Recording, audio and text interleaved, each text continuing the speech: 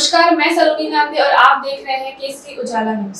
पिछले कुछ महीनों से पुणे से काफी बुरे मामले सामने आ रहे हैं। मशहूर पोर्शे हिट एंड रन केस, फिर नौजवानों का ड्रग्स लेते हुए वीडियो वायरल होना, फिर समय सीमा से ज्यादा देर तक एक बार का चालू रहना। ऐसे कई मामलों के बाद पुणे शहर सुरक्षित न होने पर पूरा देश बात कर रहा है। ऐसे में पालक मंत्री चंद्रकांत पाटिल ने कहा कि दुनिया की लत के कारण पुणे की छवि पूरी तरह से बर्बाद शहर के रूप में बनाना बंद कर देना चाहिए। याची नियमावली ठरवली पाहिजे। समजा अशा प्रकारच्या व्यवसायात असणाऱ्या लोकांचं म्हणणं असेल बाबा एकदम कुठे बंद करता, ते नियम करा, ते नियम करा। पण दारू बनवणाऱ्या कारखान्यामध्ये काम करणाऱ्या लोकांचे आणि विषारी दारू बनवणाऱ्या कारखान्यामध्ये काम करणारे कामगार बेरोजगार होतील म्हणून विषारी दारू बनवू द्या असं म्हणता येणार नाही ना।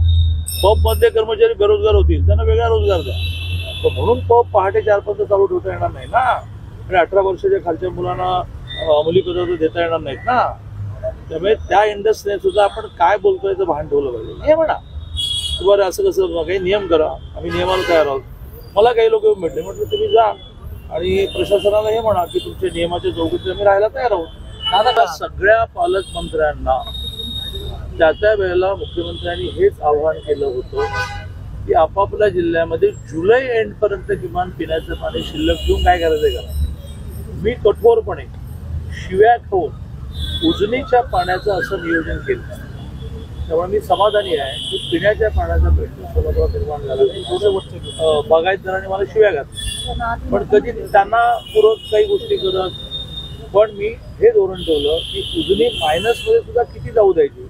मला समाधान असं आहे की उजनी परिसरामध्ये पाऊस गेल्या काही दिवसात इतका झाला की उजनीचं पाणी हे 7 TMC वाढलं। जसा जसा पाऊस धरण क्षेत्रात पडायला लागेल तसा मोफत शिक्षणाच्या बाबतीमध्ये केलेल्या स्टेटमेंट पासून मी किंवा सरकार मागे गेलेलं नाही।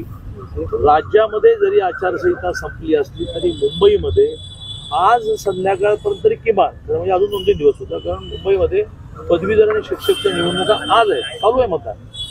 एखाद्या वेळेस त्याच्या रिझल्ट नंतर ती आचारसंहिता संपले, त्यामुळे मुंबईमधून बसून, मंत्रालय कुठे मुंबईत आहे, सरकार कुठे मुंबईत आहे, मुंबईत बसून आचारसंहिता संपेपर्यंत निर्णय करता येत नाही, त्यामुळे थांबलेला आहे।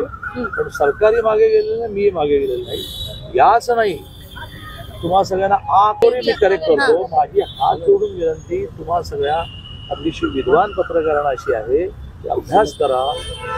आर्ट्स, सायन्स, कॉमर्स ज्याची ऍडमिशन सुरू झाली त्याला फी नसतेच, ज्याला असते पॉलिटेक्निक, इंजिनिअरिंग, मेडिकल त्याची कॉलेजेस अजून महिन्याभराने सुरू होणार आहे। रोहिणी बहुतेक दरवेळेला ते मुक्ताईनगरचे आमदार चंद्रकांत पाटील त्यांच्या तालुक्यात आहेत ना, आणि मी नेहमी कन्फ्युजन होत असतो। बहुतेक रोहिणीताई त्या अपक्ष आमदार चंद्रकांत पाटील मला बदलावायची आवश्यकता नाही।